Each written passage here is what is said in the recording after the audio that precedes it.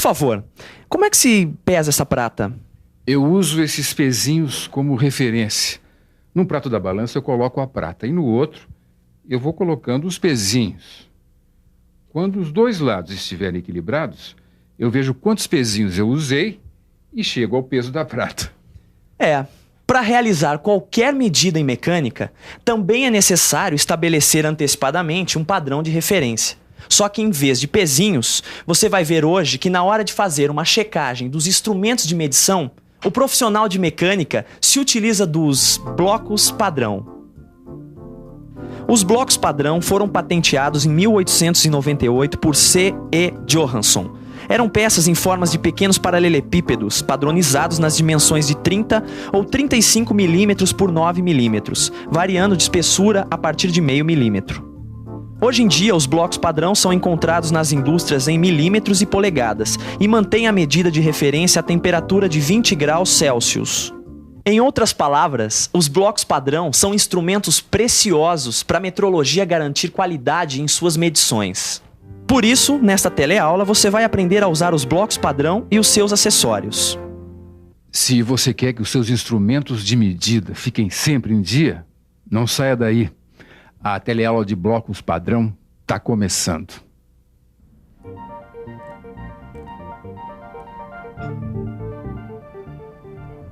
Ô, Sofia, confesso que eu não tô entendendo nada, viu? Por que você tá medindo essas pecinhas aí, hein? Não são pecinhas, Caio. Esses aqui são os blocos padrão. E eu estou utilizando eles para calibrar esse micrômetro. Ah, então pelo jeito esses blocos padrão aí são muito úteis, né? Muitíssimo. Eles são muito usados como padrões de referência na indústria moderna. Eles são indispensáveis nos dispositivos de medição, nas traçagens de peças e nas próprias máquinas operatrizes. Nossa, mas esse jogo de blocos padrão tem peça que não acaba mais, né, Sofia? Mas a quantidade de peças não deve ser o único critério na escolha do jogo. É preciso levar em conta a variação de valores existentes em seus blocos fracionários. Sabe, Caio, como os blocos padrão têm dimensões muito exatas, um acidente pode acabar com essa exatidão. Ô Silva, você me dá um minuto da sua atenção? Oi, peraí. Só um minutinho.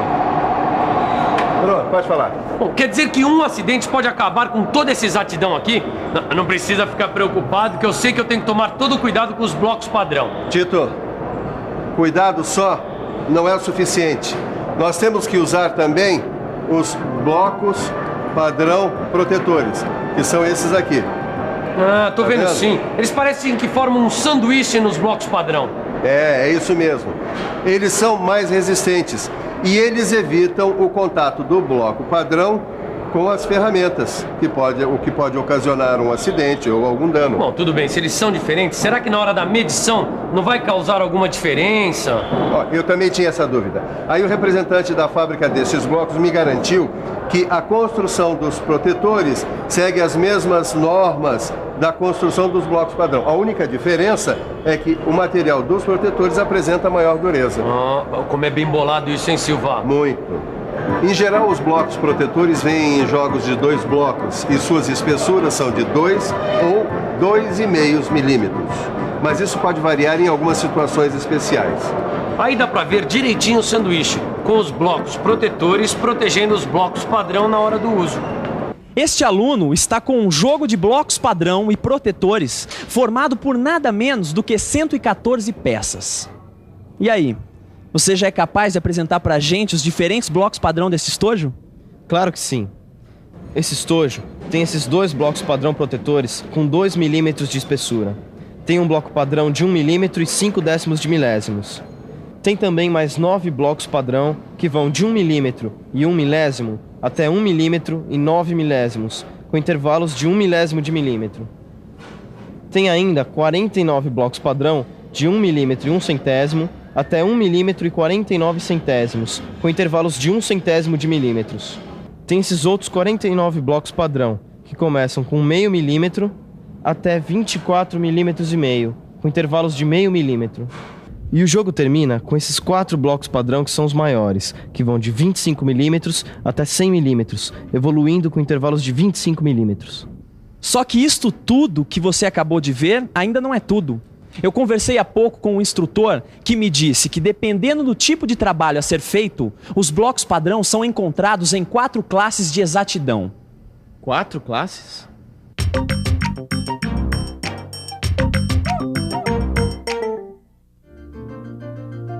As 4 classes de exatidão são definidas de acordo com os diferentes tipos de aplicações dos blocos padrão.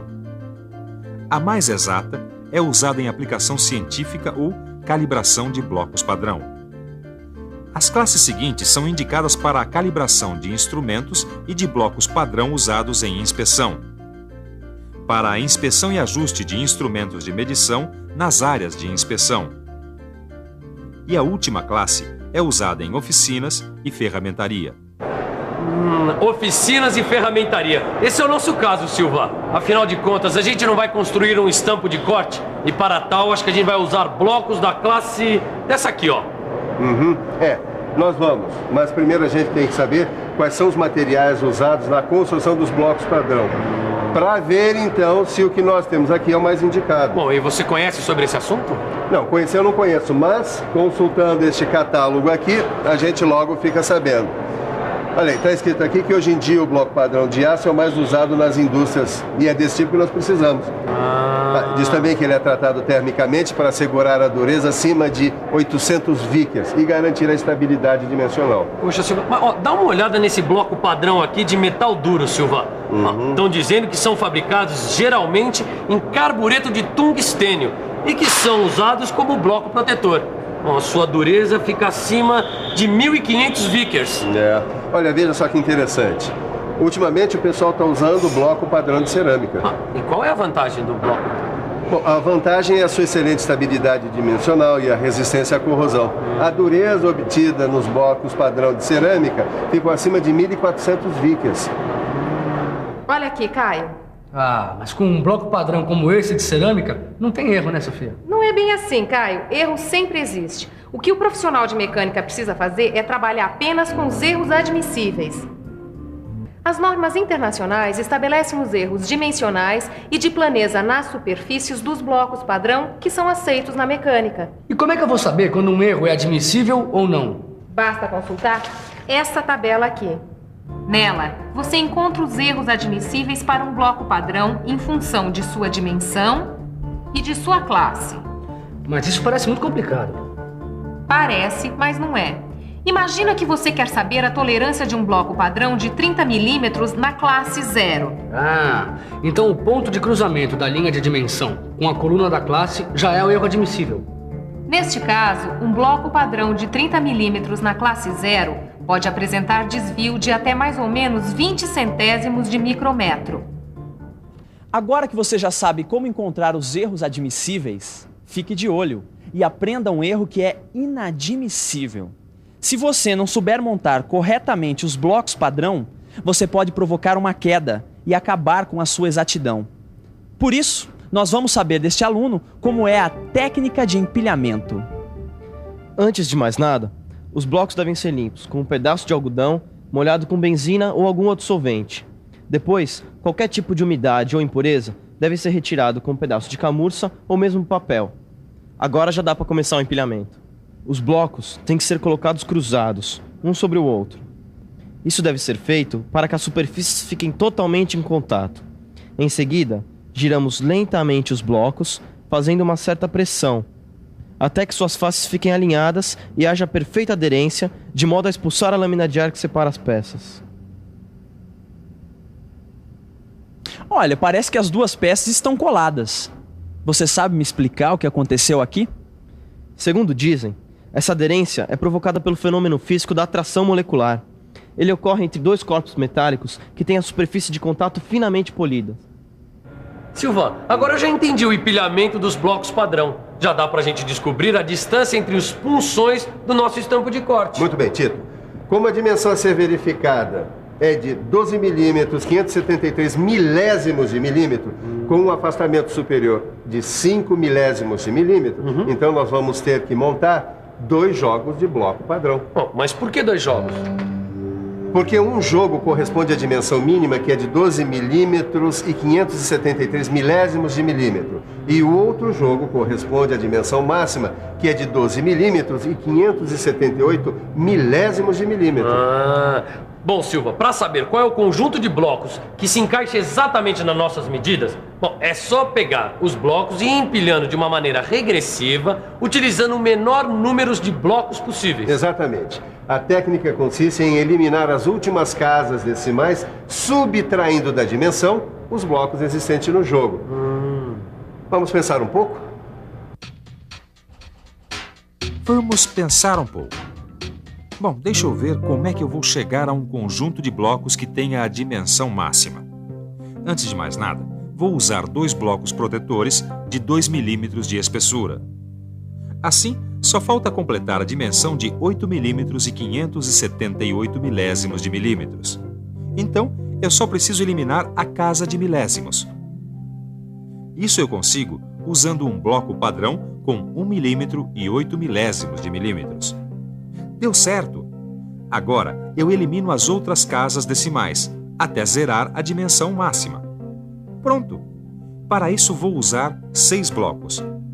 E se eu fizer a mesma coisa com a dimensão mínima, vou descobrir que devo usar 5 blocos para ela.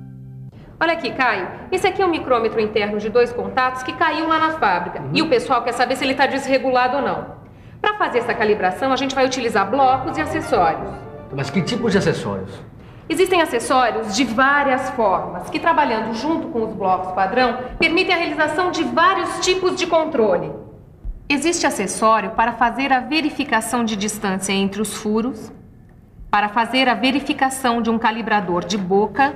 Existe um dispositivo para fazer a verificação com montagens de blocos padrão.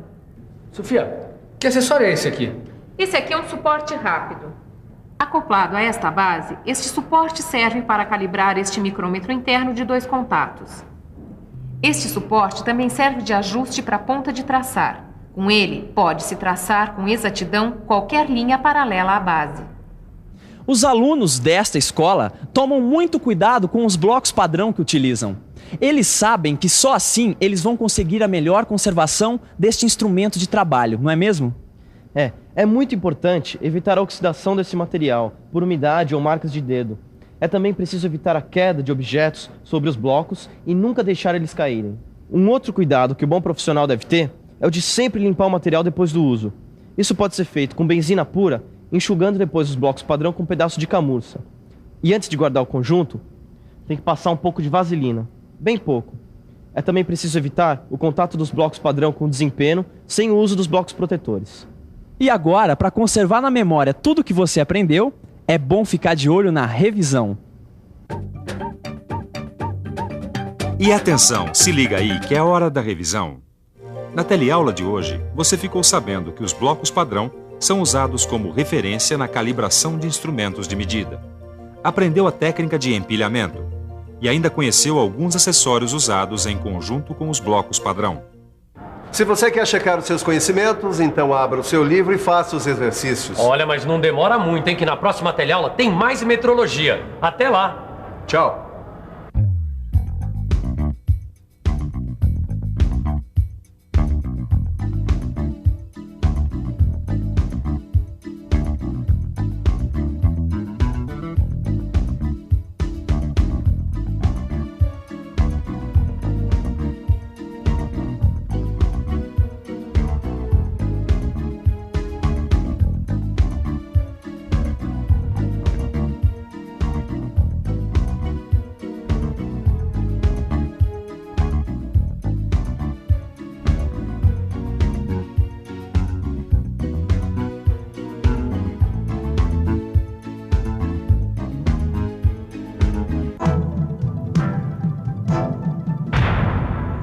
Telecurso 2000, um programa de educação do Sistema Fiesp e da Fundação Roberto Marinho.